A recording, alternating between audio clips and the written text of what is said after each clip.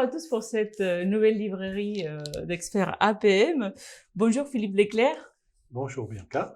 Merci d'être là aujourd'hui avec nous pour présenter ton nouvel ouvrage Les managements en sport de haut niveau des éditions Mardaga.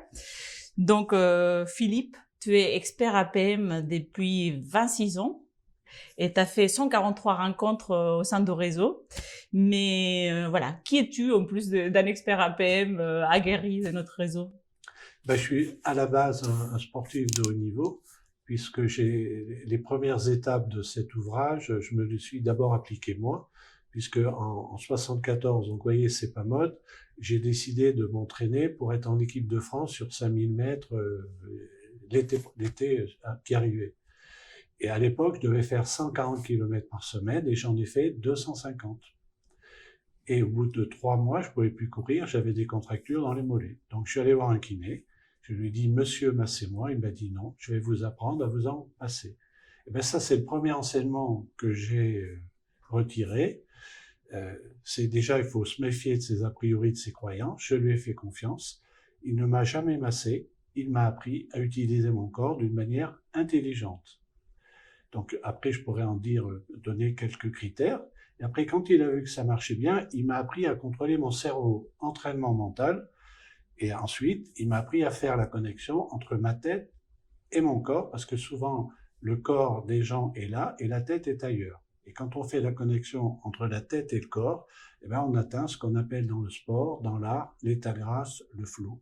Et c'est là où ce livre, sans que je le sache, a débuté. Effectivement, ouais, je tenais bien que tu expliques qui tu es parce que c'est très en accord avec ce que tu expliques dans cet ouvrage dont tu parles effectivement de l'alignement corps, cœur et puis intellect, esprit.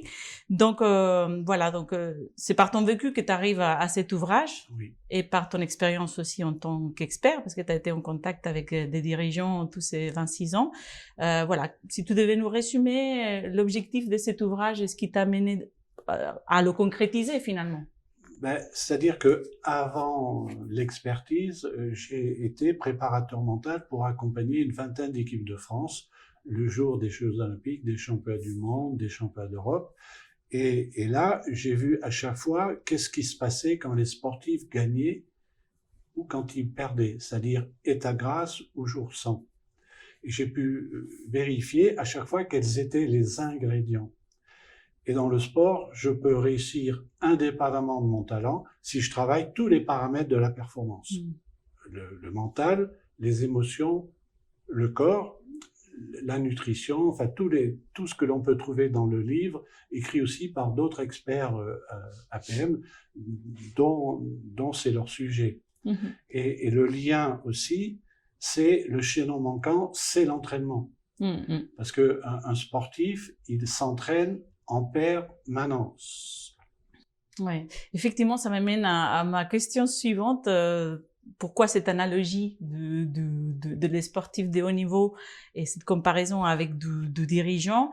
Tu as déjà évoqué quelques caractéristiques, notamment des sportifs, quand tu parles de performance, tu parles de l'alignement de ces 3 centres et puis de l'importance de l'entraînement. Est-ce que tu peux approfondir plus cette question et me parler un peu plus en détail des similitudes et des différences entre les sportifs de haut niveau et les dirigeants? Oui, depuis quelques années, je dirais, c'est un peu la tarte à la crème de parler des enseignements et du transfert du monde du sport dans le monde de l'entreprise. Pour moi, il y a quelques similitudes.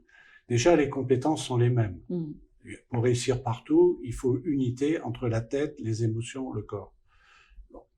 Sauf que il y a pas mal de différences de taille. Un sportif, il s'entraîne toute l'année pour quelques heures, voire quelques secondes de compétition par an. Autour de lui, il a toute une équipe qui sont là. Pour lui, c'est la star. Alors qu'un chef d'entreprise, pour lui, chaque journée est une véritable compétition. Et à l'intérieur de cette journée, il y a des micro-compétitions. Et pour ça, il ne s'entraîne pas. Et donc, c'est un champion qui ignore tous les paramètres de la performance et qui s'épuise pour tenir les résultats. Et aussi, quelque chose qui me frappe, c'est que dans le sport, plus on est haut, plus on continue à s'entraîner sur les détails. Dans l'entreprise, plus le dirigeant est haut et moins il s'entraîne. C'est-à-dire qu'il doit s'entraîner en pleine compétition. Et pour ça, c'est la méthodologie que j'ai trouvée. Comment s'entraîner, pour pas dégrader sa santé, pour privilégier intact son équilibre de vie entre sa vie personnelle et sa vie professionnelle. C'est pour ça que, pour moi, je suis intimement convaincu que pour produire toute performance, qu'elle soit intellectuelle, physique ou relationnelle, cela passe par l'équilibre chez RAPM entre le corps, les émotions et le mental. Effectivement, dans ton livre, on voit bien que la question de l'entraînement, c'est un pilier fondamental de ton programme. Et effectivement, à ce que je comprends par ton propos, on va dire que les dirigeants d'entreprise n'ont pas les privilèges du temps d'entraînement par rapport à les sportifs qui est conscient que sans ça, il n'arrivera pas à son but. Et moi, dans ton ouvrage, il y a une phrase qui m'a marqué l'esprit. Tu dis, les dirigeants est focalisé sur les pilotages de son entreprise et tu le définis comme un intellectuel de la performance et qu'il néglige complètement son corps. Et donc là, tu parles de l'importance de remettre les corps au centre de la santé et de la performance. C'est tout à fait vrai parce que le dirigeant est par définition cérébral, c'est la formation qu'il a eue. Donc il est dans sa tête, il est trop sur les tableaux de bord, les outils et trop dans le résultat futur. Par conséquent, il est coupé du corps. Donc il y a d'un côté le corps et d'un côté la tête, alors que pour moi, il y a un changement total de paradigme à opérer. Les gains de productivité, de performance dans l'entreprise, c'est dans le corps qu'on les trouve. Pourquoi? Parce que le corps, pour moi, commande la tête. Et j'ai besoin d'avoir les deux. Le corps commande la tête, parce que le corps, lui, il ne ment jamais. C'est le premier détecteur et amplificateur de stress, donc il faut l'écouter. Clairement. Et là, j'avais envie de te formuler une hypothèse que j'ai par rapport à ce que je vois au niveau de... Moi, je suis dans l'équipe expertise, donc je m'occupe avec l'équipe de recruter des nouveaux experts. Je vois un petit peu les types d'experts qui marchent, auxquels les adhérents sont sensibles. Et je constate que chez les dirigeants, c'est mon hypothèse, il y a une intelligence corporelle très forte, mais qui s'ignore. Parce qu'effectivement, à force d'être un peu dans cette suranalyse, ils ignorent le fait qu'ils sont beaucoup dans les corps et qui sont sensibles justement à des experts qui sont très incarnés, qui sont dans l'action d'une certaine manière, ou qui ont fait leur preuve dans l'action et qui sont pas uniquement dans les mondes des idées. Qu'est-ce que tu penses un peu de ça? C'est sous le sceau du bon sens. Parce que pour moi, comme je viens de le dire, le corps, c'est le premier détecteur et amplificateur de stress. Donc l'intelligence corporelle prend le pas sur l'intelligence émotionnelle, voire intellectuelle. Ensuite, je dirais, la valeur ajoutée de chaque dirigeant et de chaque manager, c'est pas son quotient intellectuel, c'est pas son niveau d'expertise, c'est pas sa position hiérarchique, mais bien sa stabilité émotionnelle. Pourquoi? Parce que à compétence égale, c'est toujours l'attitude mentale qui fera la différence entre ces deux dirigeants. Et le seul moyen d'intégrer sa compétence et sa stabilité émotionnelle, faut passer par le corps. Et tout le monde parle de l'intelligence corporelle, mais tant qu'on est coupé du corps, c'est-à-dire tant qu'on n'a pas une capacité à ressentir, c'est-à-dire être dans la sensation, pour moi la sensation c'est le sens le plus important, et c'est le plus atrophié, c'est le paradoxe. Parce que le cerveau, je peux agir sur mon cerveau que si je passe par le corps. Clairement. Et là, on arrive aussi à la question de la conscience de soi. Comment transformer l'expérience en conscience, parce que c'est justement ça des soucis, en fait, finalement. Parce que tout le monde parle de conscience de soi. Ou de la méditation, la pleine conscience. Oui, mais tant qu'il n'y a pas de pleine conscience du corps, il n'y a pas de pleine conscience de soi, parce que les mots de la tête se transforment en mots du corps. Donc à partir du moment où je suis capable d'écouter les signaux faibles du corps, je vais pouvoir changer ce qui se passe dans mon cerveau et je vais pouvoir contrôler mon attitude mentale qui est la base de tout. Parce que je peux pas contrôler l'environnement, je peux pas contrôler le comportement de l'autre, ni l'incertitude aujourd'hui d'un dirigeant. La seule chose que je peux contrôler, c'est mon attitude mentale. Et l'attitude mentale, soit je l'utilise comme un adversaire, ou je l'utilise comme mon meilleur allié. Il suffit d'en décider. Clairement. Et là, tu parles effectivement du travail sur soi, chose qui me paraît très centrale et puis très en accord aussi avec ce qu'on fait à l'APM, Oui. c'est-à-dire les progrès de l'entreprise. Les progrès de l'entreprise par les progrès de dirigeants. Et là, c'est aussi au cœur de ce que tu expliques là pour pouvoir, parce que tu parles aussi de l'importance de la santé de tous les salariés que tu définis comme premier capital immatériel de l'entreprise. Oui. Mais tu insistes beaucoup que d'abord, il faut que ça passe par les dirigeants pour pouvoir un peu, oui. Proposer ça à l'entreprise, il faut d'abord qu'ils l'incarnent, qu'ils connaissent ce que ça donne. Qu'ils l'incarnent, parce que c'est pas le cautionner, parce qu'il y a plein de dirigeants qui cautionnent, mais ils ne l'incarnent pas. Donc ça veut dire qu'ils managent par le contre-exemple. Parce que je dirige pas, je manage pas ce que je sais, mais ce que je suis. Et les émotions sont contagieuses. Donc je vais libérer dans mon écosystème mon niveau d'émotionnel et l'état de stress dans lequel je me trouve.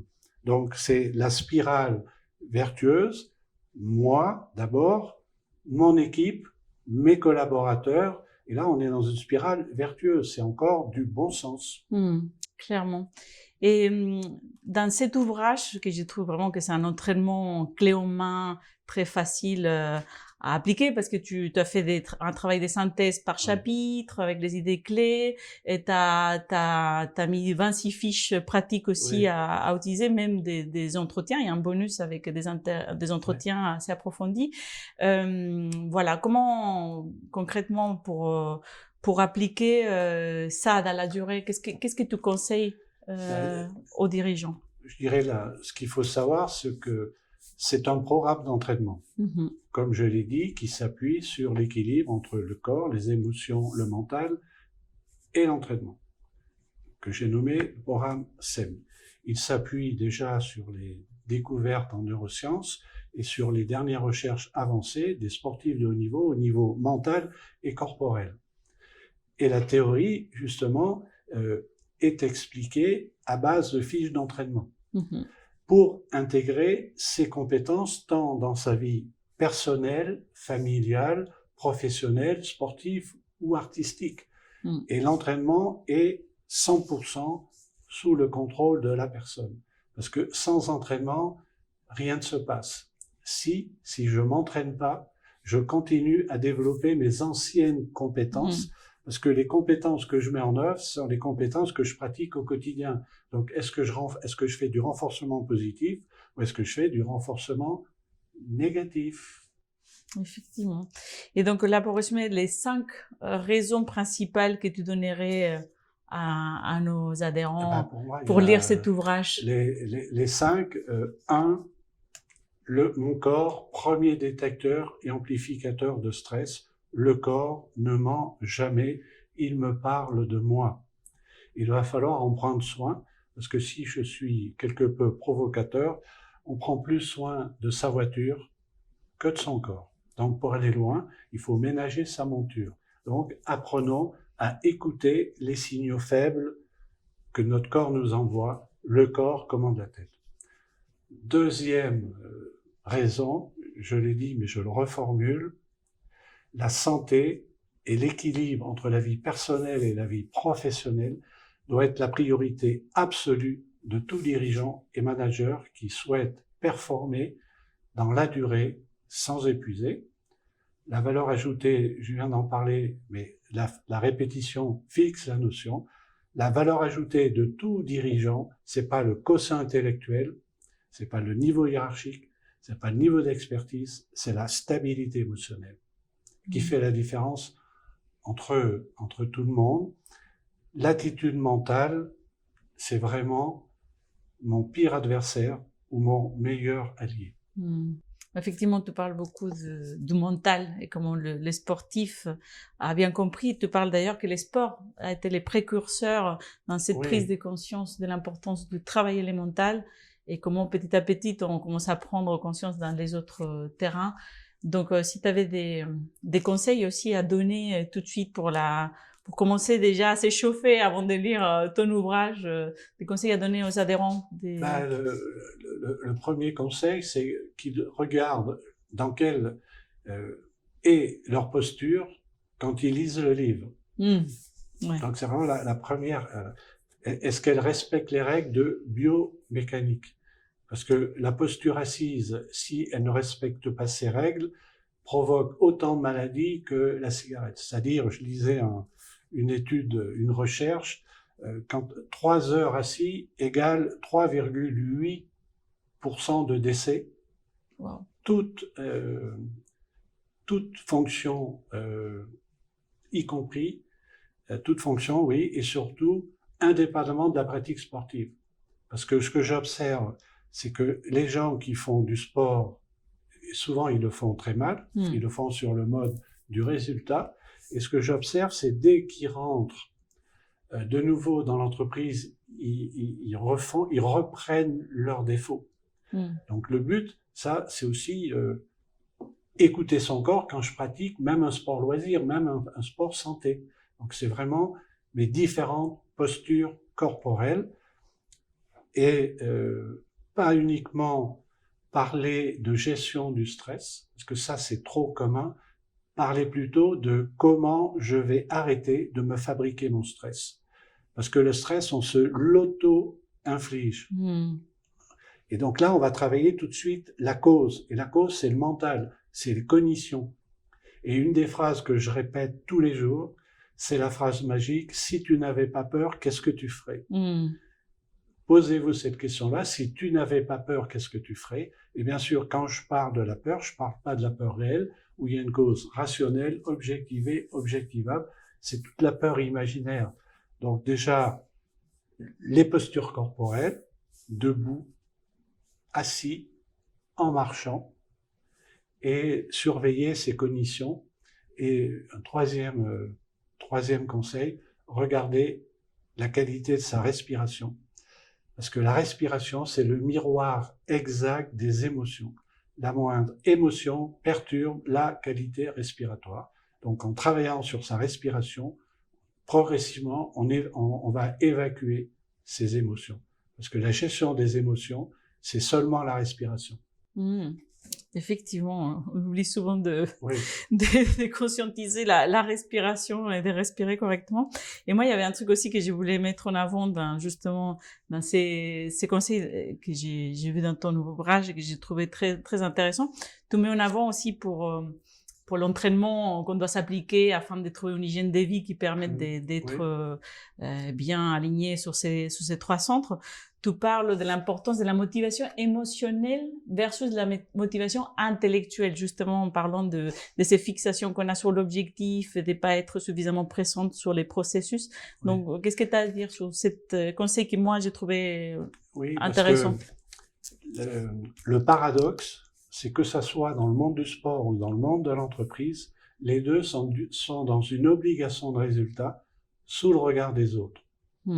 Et le seul moyen d'y arriver, c'est se concentrer sur l'instant présent à 100% dans un corps décontracté, c'est-à-dire sans aucune crispation musculaire, pour se concentrer sur le chemin qui mène au but. Et je vais me nourrir du chemin qui mène au but. Et alors que le dirigeant, le sportif, quand il se crée la pression, il est que dans le résultat, et le résultat, c'est l'envie de bien faire ou la peur de mal faire, et ça crée de l'anxiété, et ça crée de la fatigue, et ça consomme de l'énergie, parce qu'un des points clés aujourd'hui, la gestion de l'énergie est toujours plus importante que la gestion du temps. Pourquoi? Parce que le nombre de tâches simultanées qu'un dirigeant doit faire, un manager ou membre d'une équipe, est toujours supérieur à sa ressource temps. Donc écart, hauteur de la pile, ressource temps, stress. Donc le but, c'est apprendre à gérer son énergie et à pas la gaspiller et surtout être capable de la récupérer. D'où récupérer est plus important que travailler. Effectivement, dans ton ouvrage, tu parles de l'importance de la récupération de l'énergie. C'est quelque chose qu'on zappe souvent Oui. pour effectivement garder cette bonne stock d'énergie vitale qui nous permet Oui. d'être dans les bonnes conditions pour faire face aux difficultés et au Oui. boulot.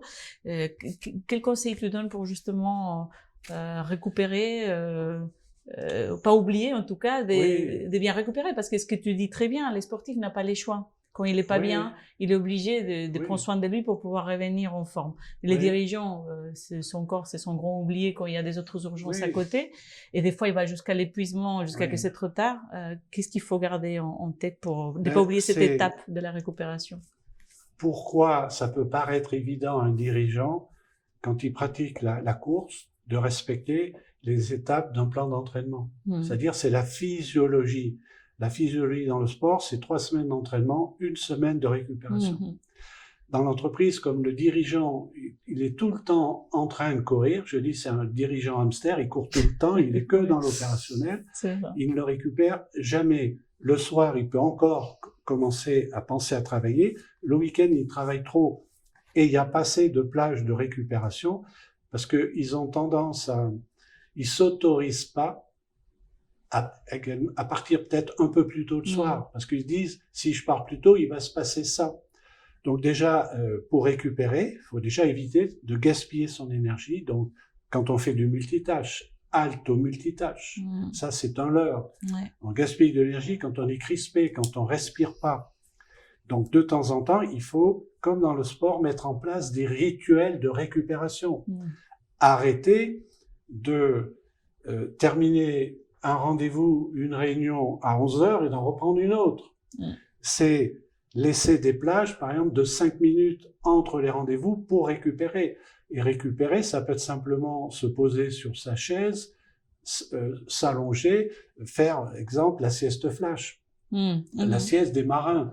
En 2 minutes ou en 1 minute, on peut évacuer le stress, décontracter son corps et se ressourcer. Mais ça, ils le font pas, puisque ils sont managés par leurs mauvaises habitudes. Et donc, c'est plus fort qu'eux. Et c'est cette notion de rituel, donc rituel individuel, rituel relationnel, collectif en réunion, comme dans le sport, un sport qui soit individuel ou collectif, il y a un échauffement. Ben, par exemple, l'échauffement, si un dirigeant dit à son équipe, allez, 100% ici, maintenant, posture. Donc, ça veut dire que s'il y a, par exemple, 10 personnes dans une salle, les 10 sont dans le même espace-temps. Ici, maintenant, posture. Donc, on prépare le corps pour préparer le cerveau à la performance. Alors que les gens, ils sont physiquement en réunion, mais c'est plus de la présence-absence. Il y en a qui sont encore dans les rendez-vous précédents, voilà, et qui sont après. Ça coûte combien aux dirigeants d'entreprise, au niveau financier, au niveau énergétique? Et c'est vrai que ça fait réfléchir tout ça, oui. Clairement. Et pour commencer à finaliser cette interview qu'on pourrait faire durer longtemps, parce que le sujet du corps, c'est le grand oublié, a beaucoup à dire. Et je pense que, comme tu disais, on en discutait tout à l'heure, dans ces changements des paradigmes dans lesquels on est, il faut en prendre de plus en plus conscience de l'importance de cette grande oubliée qui est le corps. Est-ce que tu aurais est-ce qu'il y a quelque chose que tu voudrais mettre en avant, ou duquel tu voudrais parler, que tu n'as pas le temps? C'est 2 constats. Le premier, tout le monde parle du corps, mais même dans le monde du sport, alors que c'est l'outil de réalisation de la performance, comme dans l'entreprise, que ce soit un sportif ou un cadre, c'est le corps outil, c'est le corps machine, c'est le corps malmené, maltraité, mal écouté, et il est temps d'arrêter de découvrir son corps quand on tombe malade, quand la douleur est suffisamment aiguë, ou quand on fait travailler des muscles qui n'ont pas l'habitude de travailler. Ça, c'est le premier constat. Le deuxième, encore plus prégnant, après le corps malmené, le corps outil, cette notion de concentration. Puisque à un moment donné, je travaillais avec 7 équipes de France différentes à l'INSEP, donc à l'Institut des sports, et j'entendais, et j'entends toujours, que ça soit à l'école, dans l'entreprise ou dans le sport, les injonctions concentre-toi, t'es pas concentré, fais attention, ou voire ne pense à rien. C'est-à-dire qu'avec ça, on va nulle part.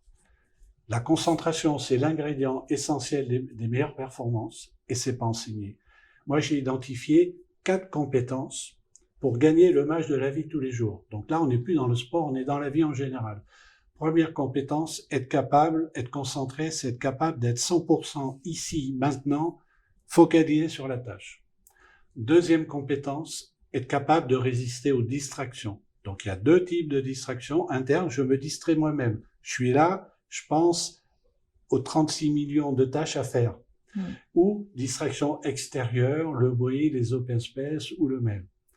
Troisième compétence, être capable de retrouver le plus tôt possible sa concentration quand je la perds.